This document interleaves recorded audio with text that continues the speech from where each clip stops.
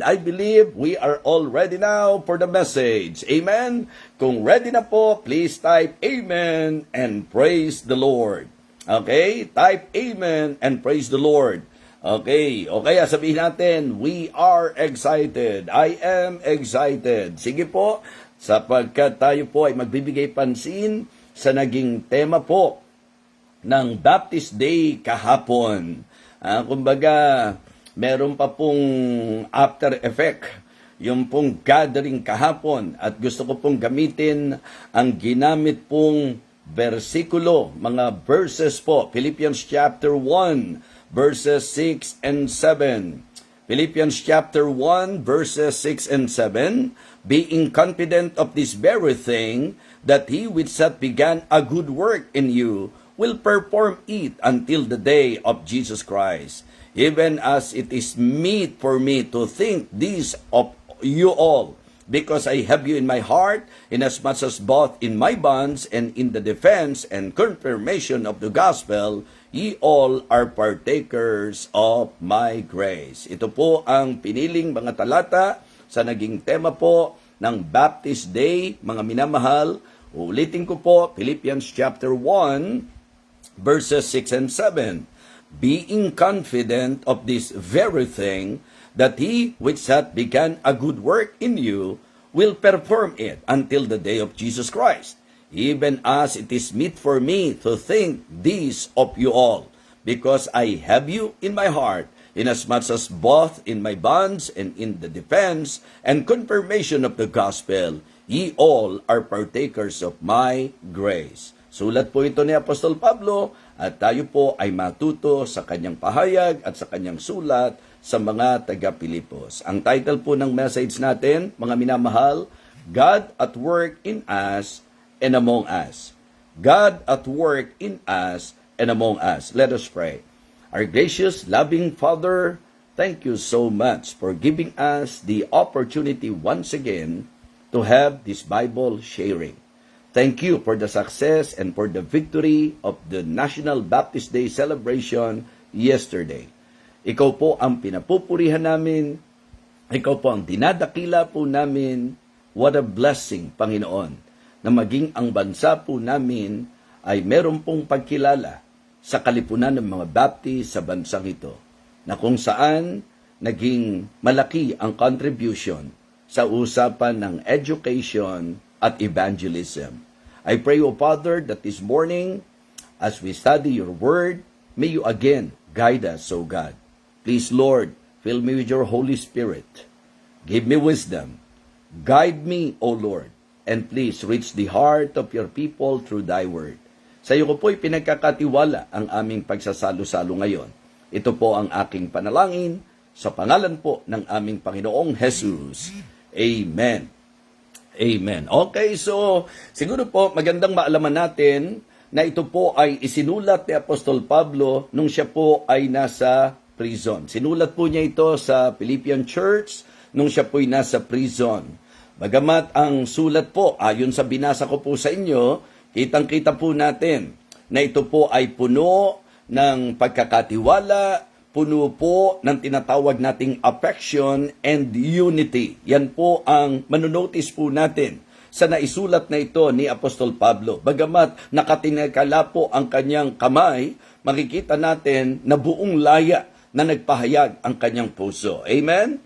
Yes, yan po ang isang napakagandang bagay na makikita po natin sa taglay na puso ng dakilang lingkod ng Panginoon. Now, ito pong mga talatang ito ay nagpapakita, mga kapatid, that God is at work within believers and at work among believers. So, yun po ang pinaka-konsepto po ng ating mensahe, na ang Diyos gumagawa sa atin at sa gitna po natin, sa usapang mananampalataya. And napakaganda po na ito'y naging tema po ng Baptist Day kahapon, to encourage the individual believer and at the same time to encourage all the believers to be together and to be united, particularly dito po sa ating naging teksto in the defense and confirmation of the gospel. So, ito po ang ating magiging talakayin ngayon pong sandaling ito, mga kapatid. Ito ay isinulat ni Apostol Pablo sa layunin po na may pakita na ang Diyos ay gumagawa sa atin at sa gitna po natin. Ito ay may kinalaman upang ang bawat Kristiyano po ay dalhin sa panawagan ng pagkakaisa at ng pagsasama-sama at para sa matibay na fellowship. So, ilang mga bagay po ang gusto kong pansinin natin mula sa dalawang talatang ito. Again, kung may mga Biblia po kayo, buksan po ninyo Philippians chapter 1 verses 6 and 7. Para po yung mga ka-tune in lang, alam po na ito po yung ating talata na ginagawang pundasyon sa ating pong pag-aaral ngayon. Ang sabi po ni Apostol Pablo again, being confident of this very thing, that he which hath began a good work in you will perform it until the day of Jesus Christ. Even as it is meet for me to think this of you all, because I have you in my heart, inasmuch as both in my bonds and in the defense and confirmation of the gospel, ye all are partakers of my grace. So, isa-isahin po natin at bigyan pansin po natin ang dalawang talatang ito. Mga kapatid, again, our message this morning, God at work in us and among us.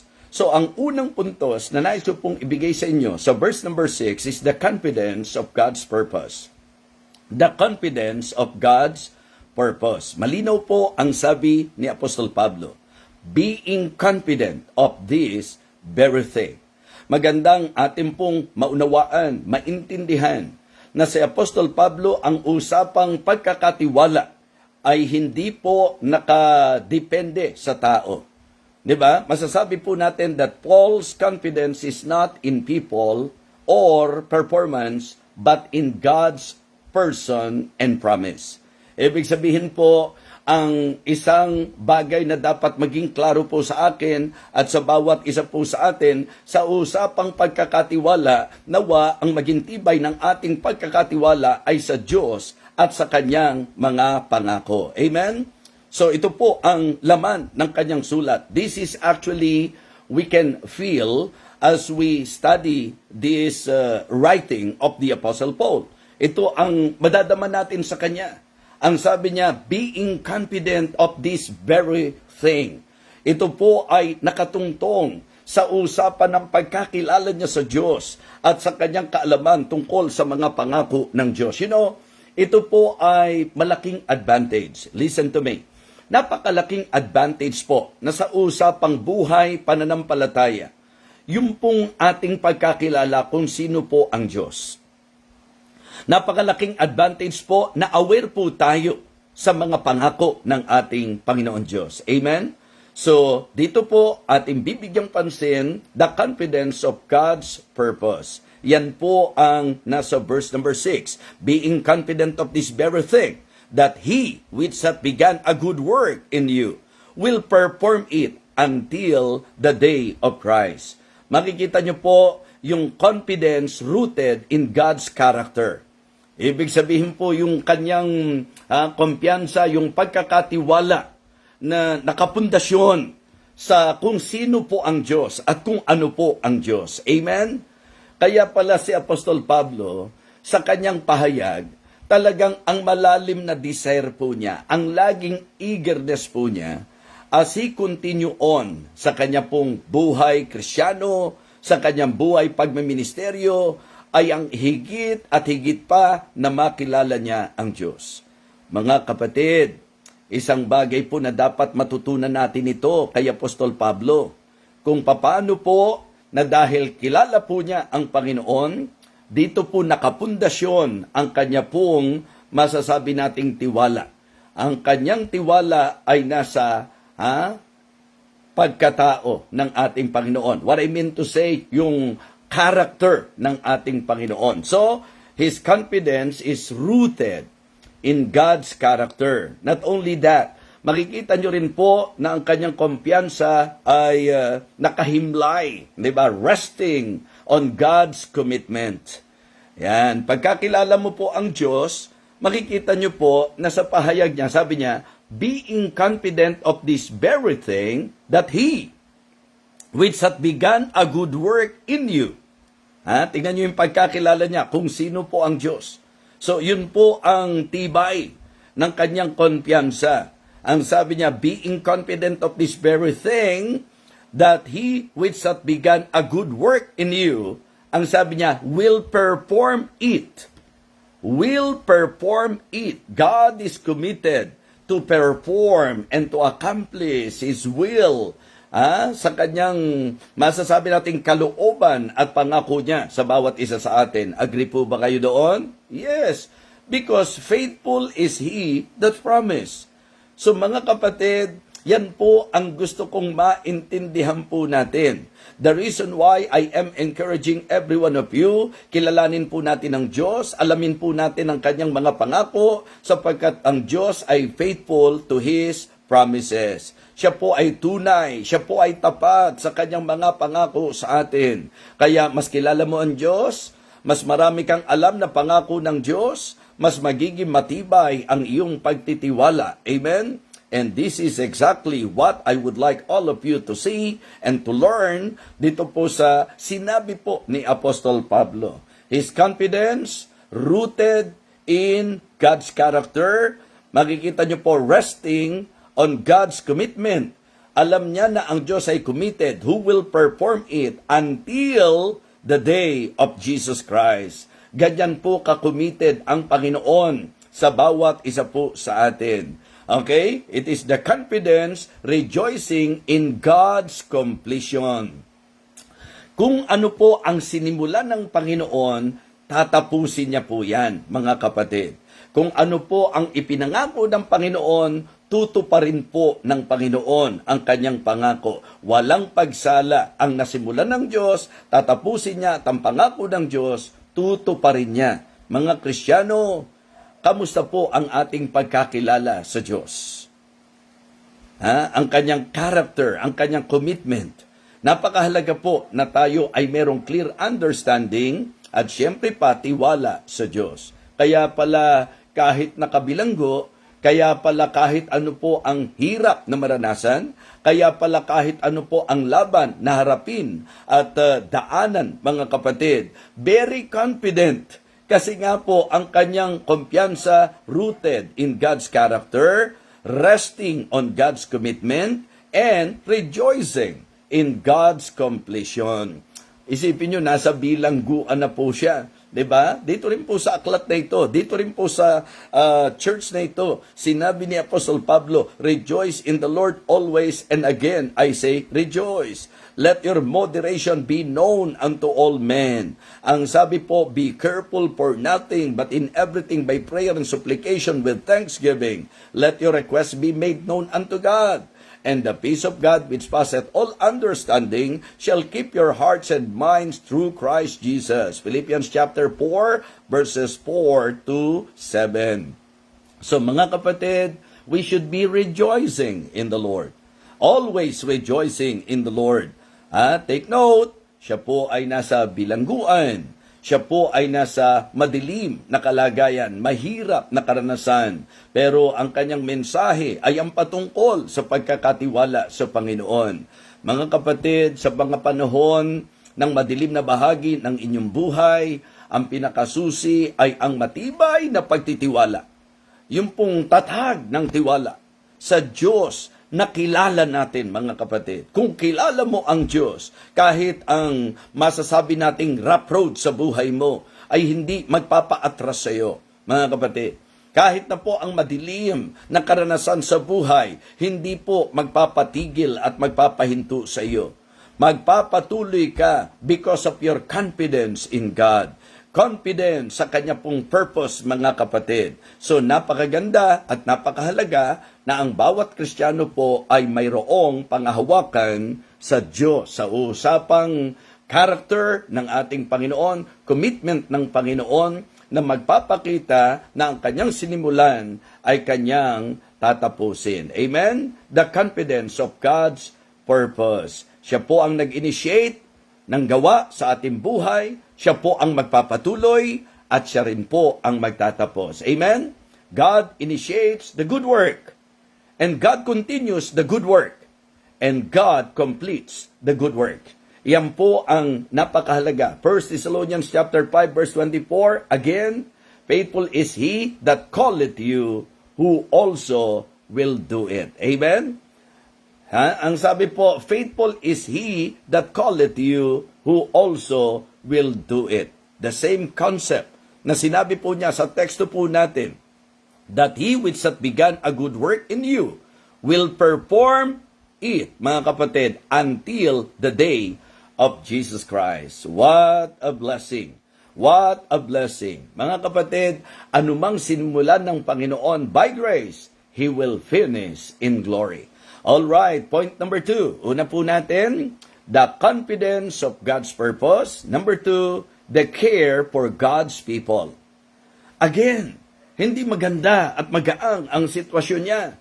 Kung tutuusin, siya po ang nasa madilim na kalagayan. Siya po ang nasa paghihirap. Siya po ang nasa bilangguan. Pero tingnan niyo po, nakaka-touch mga kapatid. Particular, yung sinabi po niyang, because I have you in my heart. Pansinin po natin sa verse number 7. Sabi niya, even as it meet for me to think this of you all. Because I have you in my heart. Isang bagay po na nai-impress ako kay Apostol Pablo bilang lingkod ng Diyos, yung klase po ng affection niya sa mga mananampalataya at sa kanyang pinagmiministeryuhan. Maaalala niyo po na madalas ko pong sabihin na ang magandang pattern ng mga lingkod ng Diyos, ng mga nagpapastor in particular, ay si Apostol Pablo. Diba? In 1 Thessalonians chapter 2, tingnan niyo po how he expressed his heart being man of God sa mga tao po. Nung sulatan niya ang mga taga-Tesalonica, sino ba naman ang hindi mapupukaw ang puso? Sino ba naman ang hindi mababagbag ang kalooban? Sino ba naman ang hindi matatouch sa ganitong klase po ng pahayag? Ang sabi po niya sa 1 Thessalonians chapter 2 verses 7 and 8. 1 Thessalonians chapter 2 verses 7 and 8. Ang sabi niya, but we were gentle among you, even as a nurse cherisheth her children. Sa verse number 8, ito po yung sinasabi kong deep expression. Very touchy, mga kapatid. Ang sabi niya sa 1 Thessalonians chapter 2 and verse number 8, so being affectionately desirous of you, we were willing to have imparted unto you not the gospel of God only, but also our own soul, because you were dear unto us. Grabe, ano ho? Sino ba namang mananampalataya? Sino ba namang miyembro ang hindi magmamahal sa kanyang pastor na talaga namang very affectionate, ibig sabihin very caring, loving, at sobrang concerned? So this statement for me is very touchy. Ito'y nag-express ng tinatawag nating concern, nung kanyang care. So the care for God's people. Ang sabi niya, even as it meet for me to think this of you all, because I have you in my heart. Because I have you in my heart. Mga kapatid, alam nyo, ang ebanghelyo ng Panginoon, hindi lang po ito nagdadala sa atin at nagbubunga ito ng masasabi nating matibay na doktrina, kundi ng puso na may pagmamalasakit. Amen? Yes, ng malambot na puso para po sa usapin ng buhay ng mga tao, particularly yung kanya pong mga inalagaan. Masasabi natin that the care of the Apostle Paul is the kind of care that is personal. Personal, mga kapatid. Ito po ay pastoral. Amen? It is a personal care, pastoral care, and also, masasabi po natin na pure. Ito po ay pure. Kung ang aaralin po natin, yung pong pagmamalasakit, yung pagmamahal, yung pusong taglay ni Apostol Pablo, yung kanyang care, it is personal, it is pastoral, and it is pure. Walang halong pagpapaimbabaw, walang halong pwersahan, mga kapatid, at makikita po natin na ang distansya hindi problema sa kanya. Kasi yung statement niya, ang layo po niya, pero ang sabi niya, Sa verse number 7 again, even as it is meet for me to think this of you all, because I have you in my heart, inasmuch as band and in my bonds, and in the defense and confirmation of the gospel, ye all are partakers of my grace. Di ba? So, dito, napakaganda na mabigyang pansin nyo po. Doon sa idea po, nung sinabi po niya sa mga taga-Thessalonica, because you were dear, amen, unto us. So, napaka gandang tularan. Malaking bagay po sa akin at sa mga kapwa ko pastor na ganito po ang maging puso sa mga mananampalataya sa Diyos, una sa lahat sa mananampalataya at sa gawain ng Panginoon. So, the confidence of God's purpose. Number 2, the care for God's people. Number 3, the cooperation. The cooperation in God's program. Yung idea po na sinabi po niya doon, inasmuch as both in my bonds and in the defense and confirmation of the gospel, ang linaw-linaw po na sila, makikita nyo, na kahit po ang katayuan ni Apostol Pablo ay nakabilanggo, they stood with him. Ibig sabihin, hindi nila iniiwanan, hindi nila binitawan. So, kaya ito yung partnership, mga partner na masasabi nating partners in suffering. Diba? So, yun yung maliwanag na sinasabi niya. Inasmuch as both in my bonds and in the defense and confirmation of the gospel. So, partners in suffering. So, kami, sa buhay po namin, maganda po na aware ang bawat mananampalataya na masarap na meron po kaming mga kapartner sa usapan ng mga laban, hirap, sakit, mga kapatid. Kaya malasakitan po sa ministry. Maganda po na ang talagang kabuuan ng ministeryo, ang manggagawa, ang lingkod ng Diyos, nagmamalasakit sa mga tao, sa mga mananampalataya, sa mga members. And it is also good na yung mga members po ay talagang kapartner ng kanilang pastor, ng manggagawa ng Panginoon. Masasabing ikaw ay partners, kayo po ay partners in suffering, partners in service, and partners in support. Amen? Yes, kasi dito nyo rin makikita that the Apostle Paul expressed his heart, particularly his gratitude because of the care and concern of these believers. Diba? Of these people. Kung paano sa chapter 4 po ang record, di po ba? Na siya po ay talagang naka-receive ng expression of love sa mga mananampalataya po sa Pilipos. Kaya naging commendable po ang church na ito. Ang sabi nga po niya sa verse number 10, but I rejoice in the Lord greatly that now at the last your care of me hath flourished again, wherein you are also careful but you lacked opportunity. Ministry is partnership. At pag sinabi nating partnership, ang pastor dapat kapartner natin sa ministry, ang mga members dapat kapartner sa gawain ng Panginoon. At sa partnership, maganda po na tayo po'y partners in suffering, partners in service, and partners in support. Mga kapatid, ang ginamit niyang salita ni Apostle Paul sa kanila sa Philippians chapter 4, verse number 14, ye have well done, that ye did communicate with my affliction. You see?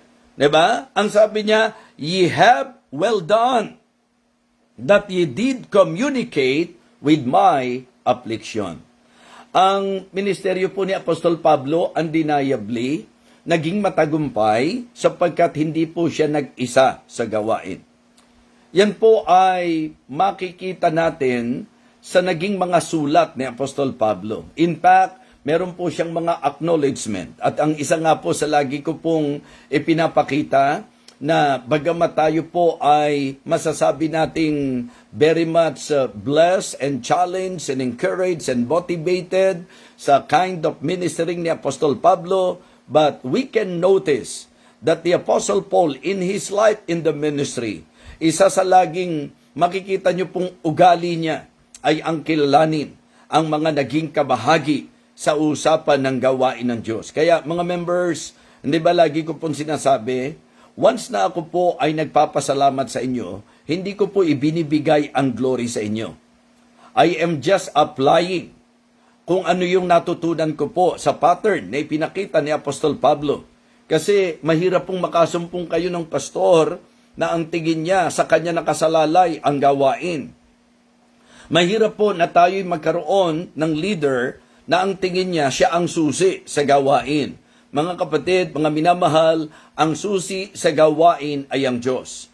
At ang disenyo ng Panginoon ay ang magtulong-tulong tayo. Magsama-sama po tayo. Magkaisa po tayo sa usapan ng ministering. Because ministry is partnership. Ministry is partnership. And that is very obvious sa mga sulat ni Apostol Pablo. Nagbabanggit pa nga po siya ng mga pangalan. Kaya may mga times na hindi kayang pigilin ng pastor ang umaapaw na pasasalamat sa kanyang puso sa mga nakikibahagi at nakikipagtulungan sa kanya sa ministeryo. Isa na nga pong example, itong church na ito, ang Philippian Church, because makikita nyo po, you can notice that the Apostle Paul, he devoted time to somehow acknowledge them and appreciate them and even mention them sa kanyang sulat. Diba? Ang sabi niya, eksakto. Okay? Ye have well done that ye did communicate with my affliction. Alam niyo, kalooban po ng Diyos na ang mga mananampalataya makabalikat, makatulong, at masasabi po nating maging agapay ng pastor. Opo, sabi nga sa Galatians chapter 6 and verse number 6, di po ba? Let him that is taught in the word communicate unto him that teacheth in all good things. So, nabasa natin yung salitang communicate. Hindi usap lang ang pinag-uusapan sa salitang communicate doon sa particular verse na yan.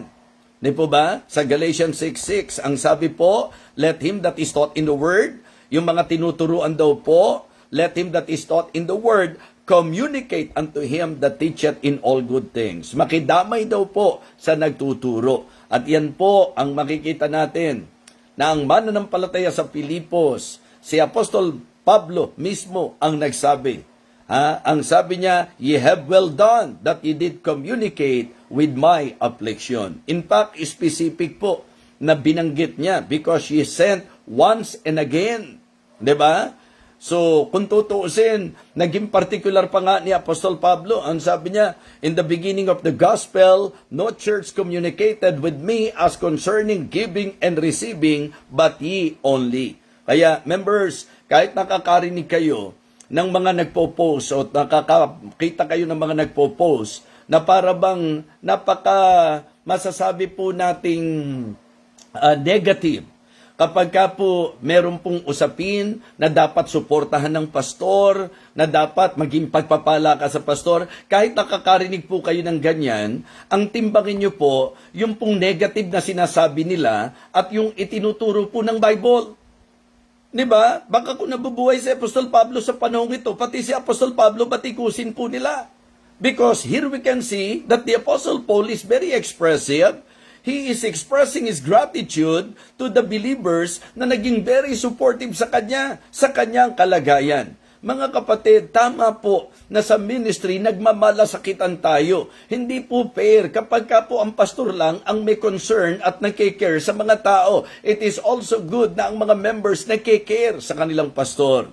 Kaya I am very happy to say, ako po'y proud, hindi po sa negatibong idea ng pagiging proud, kundi, kumbaga, proud po ako sa mga tao na inilagay ng Diyos sa akin pong pangangalaga.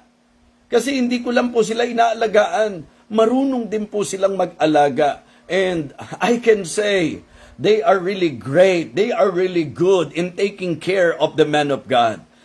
Kung paano pong sila ay very expressive. Mga kapatid, ministry is partnership. So makikita nyo po sa sulat na ito ni Apostol Pablo, the cooperation in God's program. Ano po ba yung programa? This is about the propagation, diba, of the gospel. Ibig sabihin po, yung pong gawain ng Panginoon ang pinag-uusapan. And then si Apostol Pablo, binibigyang pansin niya na sila ay partners in suffering, partners in service, and partners in support.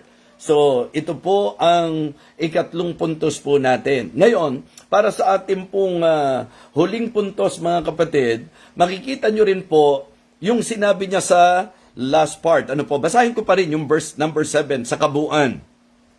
Even as it is meet for me to think this of you all, because I have you in my heart. Matinding care, di po ba? Inasmuch as both in bonds and in defense of the and confirmation of the gospel. Yan po yung partnership. Ye all are partakers of my grace. Ye all are partakers of my grace. Here we can see the communion in God's provision. The communion in God's provision. Ye all are partakers of my grace. Diba? So dito makikita nyo po na of course nakasentro lagi po yan sa Panginoon. Diba? Ang ating pong magandang matutunan sa usapan ng biyaya, hindi po dinisenyo ng Diyos ang biyaya na ating pong sarilinin. Diba? Na ating pong ipagdamot. Ang kalooban ng Diyos sa biyaya, ito po ay ibahagi, mga kapatid. So, yun po basically ang concept ng usapan ng grace. Ng tinatawag nating kabutihan ng ating Panginoon. So, dito po sa ating mensahe, ang makikita po natin in the life of the Apostle Paul, yung shared salvation. Diba? That is actually the first thing that I want all of you to see, na yung kaligtasan hindi po inaangkin lang yan. Dapat ipinamamahagi po yan. Mga kapatid, we can see here yung tinatawag nating shared salvation, shared strength, and shared sacrifice. Diba? So, kapag ka po pinag-usapan ng kaligtasan, yan po'y ibinabahagi. Okay? And then palakasan po tayo. Just try to imagine kung ikaw ang kausap ni Apostol Pablo, kung ikaw yung may pinagdadaanan, na talagang minsan ang thinking mo, hinang-hina ka na, magkukwit ka na, parang hindi mo na makakaya, bibitaw ka na, bibigay ka na, tapos makikita mo na narito po yung taong mga-encourage sa'yo, ini-encourage ka sa kalagayan na kung tutuusin, ano po ba ang kalagayan niya? Diba? So, tayo po mga kapatid, hindi natin po pwedeng sabihan si Apostol Pablo, madali sa yung magsalita ng rejoice in the Lord always. And again, I say rejoice kasi ang ganda-ganda ng kalagayan mo. You cannot say that to Apostle Paul. Why? Because when the Apostle Paul said that, nasaan siyang kalagayan? Diba? For me, it is very impactful. Napakalakas ng impact nasasabihin sa yung rejoice in the Lord always, and again I say rejoice, na yung nagsasalita sa iyo, hindi nasa magandang sitwasyon. Di po ba?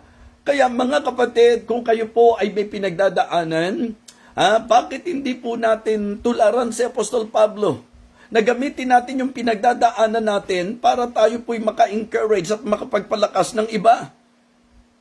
Kasi nga po, hindi po pwede sa kanya, yung babalikan mo siya, kaya ka lang nagsasabi ng ganyan kasi masagana buhay mo. Kaya ka lang nagsasabi ng ganyan kasi puro paborable nangyayari sa iyo. Kaya ka lang magsasabi ng ganyan kasi maganda sitwasyon mo. How can you say that to Apostle Paul?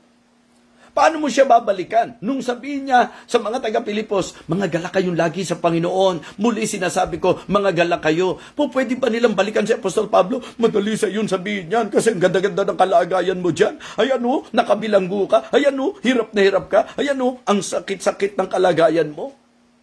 Mga kapatid, alam naman nating nabilanggo si Apostol Pablo, hindi po dahil sa krimen. Diba? Mga kapatid, siya po'y nabilanggo sa usapan ng pagmiministeryo. Kaya sa mga dark moments sa buhay natin, di ba? When it seems dim sa ating pong sitwasyon, kalagayan, panawagan po, shout out sa mga may sakit. Ati Tetet, isa ka na. Aida, ikaw. Kayo po yung nalagay sa katayuang may ganyang karamdaman. Naku, ang lakas ng impact. Yung ganyan ang karamdaman po ninyo, ganyan ang kalagayan nyo, tapos sasabihin nyo sa kapatid natin, magpakalakas lang kayo, be positive, just rejoice in the Lord. So, hindi nila kayo po pwedeng balikan. Kaya mo sinasabi yan kasi ikaw, ang ganda-ganda kalagayan mo. May cancer sila eh. Di po ba? So, yun po ang katayuan nila. Kaya mga kapatid, sa usapang Kristiyano, ang dapat palang takbo ng isip, pag kami mga tribulations po tayo, kapag kami mga testings po tayo, kapag kami mga difficulties po tayo, ang tamang attitude pala, yun po'y gamitin nating pagkakataon na magpalakas sa iba. Bakit? Kasi mas nakakalakas na makarinig ka ng isang tao na may pinagdadaanan, mabigat ang sitwasyon, tapos sasabihin sa iyo, rejoice in the Lord. Nakukuha niyo po ang gusto kong ipunto, mga kapatid? Diba?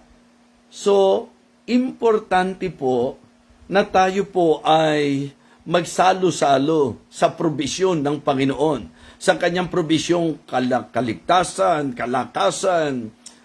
Importante ito, mga kapatid. Kaya nga, sabi ko, in the life of the Apostle Paul, ang makikita natin, kanina diniin ko po yung partnership, di po ba? And then, makikita nyo na yung grace ng Panginoon sa kanya. Hindi niya po ito sinayang, mga kapatid. Kaya nga, isipin nyo pong mabuti ngayon. Sa mensaheng ito na narinig nyo, kung ikaw man ay merong pinagdadaanan, kung ikaw man ay may mabigat na sitwasyon, kung ikaw man ay nasa masasabi nating dilim sa buhay mo.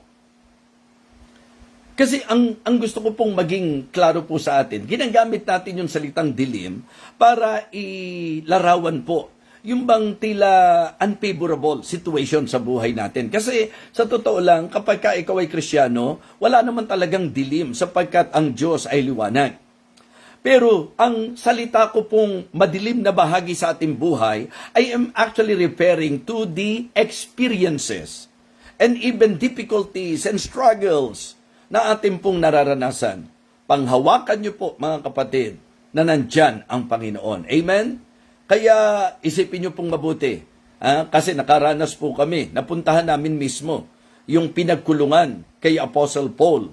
Okay? Yung pinagkulungan po sa kanila. Yes, napuntahan po namin yan, pati yung kailaliman po noon.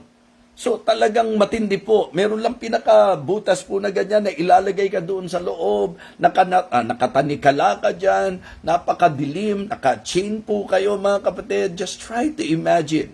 Napakahirap nung ganong kalagayan. And then nung nagkaroon siya ng pagkakataon, kasi alam naman natin, at yun po siguro isa sa masasarap na naranasan ko po yan, na mas na-appreciate ko po lalo yung naging karanasan ni Apostol Pablo nung siya po ay ipadala doon sa Roma, mga kapatid, at yung mga na-experience po niya doon. In fact, napuntahan po namin yung pong nirentahan po ni Priscilla at saka ni Aquila, mga kapatid. At maging yung kanyang naging lugar. Kasi di ba nakaranas po siya ng house arrest. Mga kapatid, mga minamahal, gusto ko pong muling ipaunawa, ipaalala sa inyo. Ang sitwasyong mahirap ni Apostol Pablo ang naging dahilan kung bakit nakapagpalakas ng marami. Sapagkat doon sa moment na tayo po ay nasa kahirapan, mas doon po hayag na makikita ang kalakasan ng Diyos. At ibahagi po natin sa iba ang kalakasan na yan. Yung pong encouragement mo sa kabila ng may cancer ka, sa kabila ng mayroong hindi magandang naging diagnosis at findings, sa karamdaman mo. So, nakaramdamang meron ka. Sa kabila ng medyo mabigat yung naging sitwasyon mo sa negosyo, sa anumang sitwasyon ng buhay, may biyaya ang Diyos. Na kung saan doon po tayo, masasabi nating meron pong pagsasalo-salo sa biyaya ng Panginoon. Mga kapatid, mga minamahal, I hope and I pray na ito po ay nabigyan natin ng weight sa ating pong presenting kalagayan. Paalala po, God at work in us and among us. Siya po'y gumagawa sa atin at sa gitna natin. Hindi ka nabubuhay sa sarili mo lang. Tayo po'y nabubuhay sa ating pong sarili at para sa isa't isa. At bilang mga mananampalataya, ang ganda po ng mga talatang ito na napili po para gamitin sa celebration po ng Baptist Day. Again, Philippians chapter 1, verses 6 and 7. Being confident of this very thing. Being confident of this very thing, that he which hath begun a good work in you will perform it until the day of Jesus Christ. Even as it is meet for me to think this of you all, because I have you in my heart, inasmuch as both in my bonds and in the defense and confirmation of the gospel, ye all are partakers of my grace. Mga kapatid, mga minamahal, nasaan po ang ating tiwala? Saan nakasalig ang ating pong pagtitiwala? Napakaganda ng paalalang ito ng sulat ni Apostol Pablo. I hope na muli po, na-bless po tayo, naliwanagan tayo, natuto tayo, at na-encourage po tayo ng mensahe ng ating Panginoon. Let us pray. Dakilang Diyos, maraming salamat po sa iyong naging muling paggabay sa bawat isa po sa amin. Salamat sa patuloy na biyaya mo na ibinibigay mo po sa iyong lingkod, karunungan at ang kapuspusan ng iyong banal na Espiritu upang maging daluyan ng pagpapala sa mga mananampalataya na laging uhaw at sabik sa katwiran sa katotohanan, laging uhaw at sabik sa iyo pong banal na salita. Patuloy mo pong pagpalain ang ministeryong ito, maging ang iyong lingkod. Hiling ko po na ikaw ang patuloy na mag-provide para po sa aking kalakasan, karunungan, at maging sa amin pong mga pangangailangan. I pray, O Father, that you will continue to use this ministry to bless your people, to enlighten the minds of the people, to encourage everyone. Lord, thank you po. Thank you because we believe na ang mga mensahe ay amin pong maaaring maging aplikasyon sa buhay. Kaya please, Lord, give us grace para ito po ay aming maisabuhay. Thank you so much. Ito po ang aming panalangin sa pangalan po ng aming Panginoong Jesus. Amen. Amen. Praise the Lord. And I hope na muli po napagpala po tayo sa mensahe ng ating Panginoon.